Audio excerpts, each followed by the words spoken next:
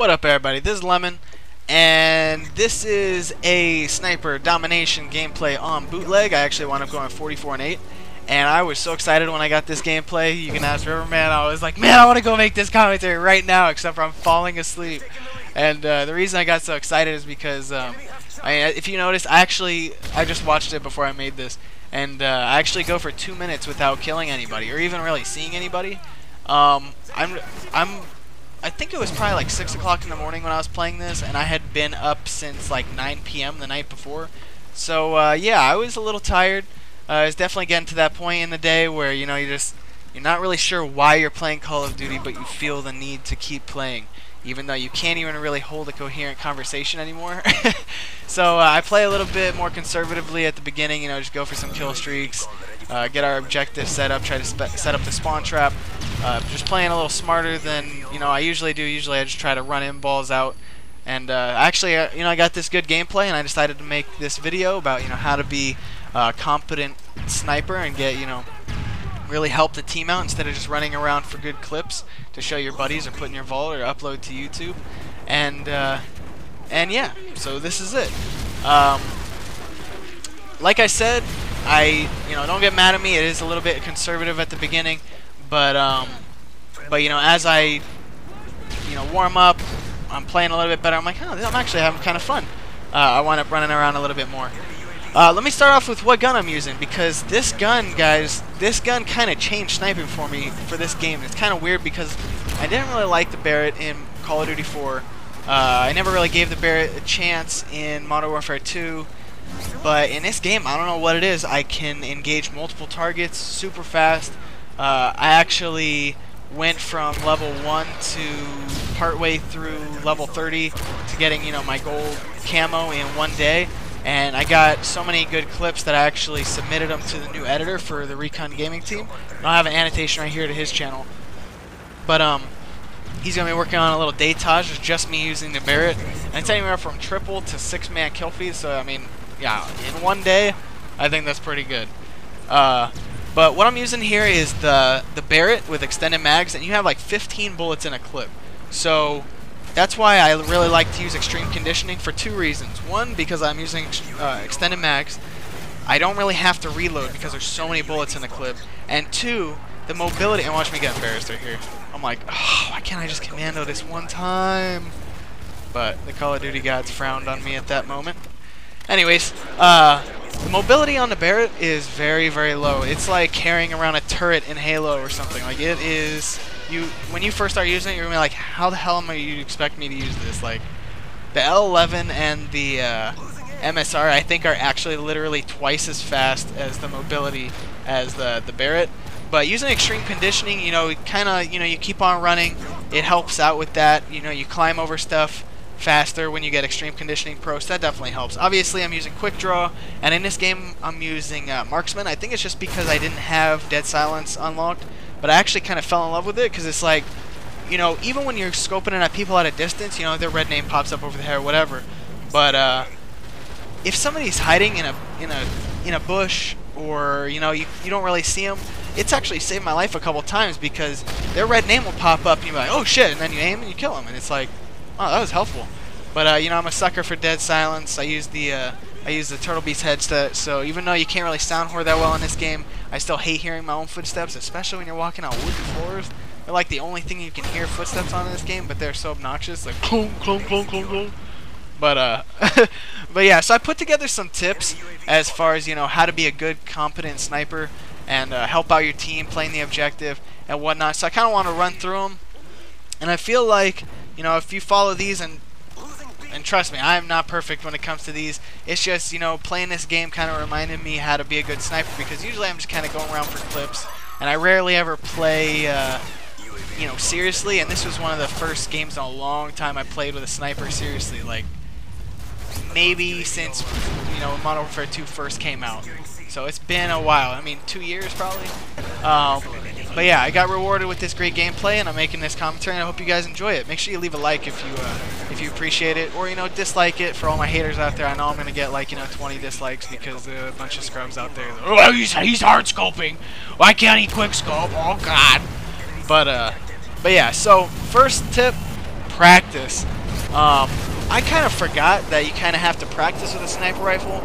The day that I spent sniping, the day that I got this datage from, I think this is actually, I can't remember if this was in the same day or not. I think it was. But practice, like, I kind of forgot. Playing Modern Warfare 2, I guess, kind of got me a little soft. Like, I don't know, I was just so naturally good at that game that I was so used to just hopping on and just raping people from the moment I signed on. And so coming onto this game, you know, with the lag, and it's, you know, it's a different game.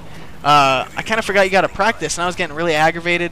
But then I kind of, you know, took it slowly, came back to the drawing board for, you know, mentality of playing the game, how to, you know, handle spawns, because definitely the spawns in this game are definitely different.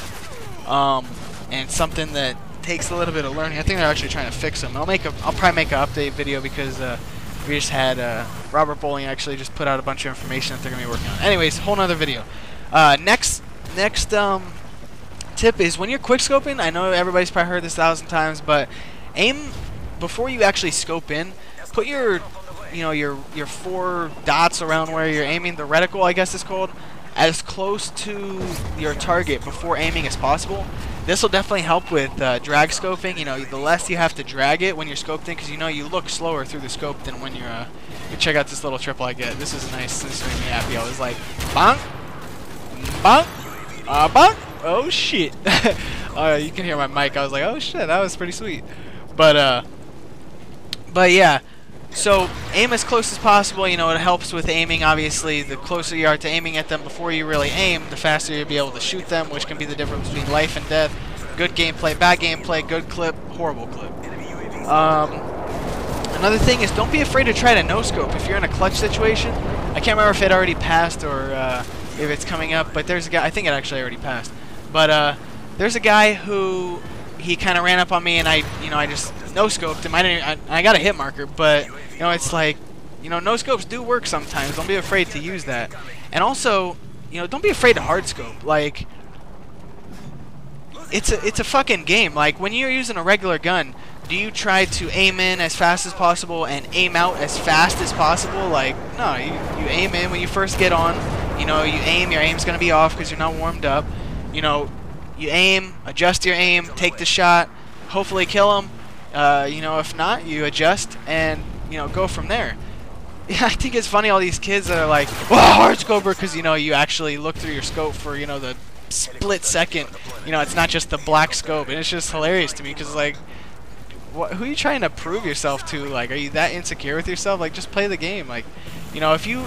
It's actually kind of funny, because the more you hard scope, it seems like the better your quick scoping gets, because you're used to... Then you're actually taking the time to develop your shot the way that it's supposed to be developed, and you can just go with just quick scoping all the time after, you know, you get your aim up and you get warmed up. But if you're just trying to quick scope without even looking through your scope, you're not going to get warmed up. You're going to hit horrible KDRs. You're not going to have fun. You're going to be getting a ton of bullshit deaths. You're going to get mad, and then you're just going to wind up either staying at that same skill level, or you're going to just put down the sniper rifle and just use regular guns because you're just getting pissed off. And that's, I think, one of the biggest tips. Another thing is, let's see here. Use your pistol. Don't be afraid to quick switch, just in case, you know, that hit marker happens, or if you miss. Don't be afraid to quick switch and get that pistol kill. Especially in this game, cover is like essential. The lag in this game is absolutely horrendous. So, I mean, you see me using cover right here. Even though this guy's running away from me, look at, he turned around because I missed those shots because I'm trying to shoot through the goddamn laundry over here. But my teammate wound up cleaning up my work. But yeah, don't be afraid to use the cover. The next step, definitely go for kill streaks. It helps with the lag compensation because of bullshit deaths. Make sure you read the other team. You know, rushers versus campers, you know, or rushers versus mindless campers, you know, kind of just like newbies that are just sitting in corners, versus actual tactical players that actually know what they're doing. Know whether you're playing against a whole party or not, and you know, that definitely changes the way that you play. Next thing I wrote down, let's see here. Play the objective smart, and you'll do well. Like, you see me playing the objective, even though the game's about to end, you know, I'm just trying to rank up, just going for, you know, points, calling my UAV, and then I don't know where this bullet goes. I should have had the last kill. Obviously, you can see it was right on his chest, but, you know, if you play the objective, you're gonna do well.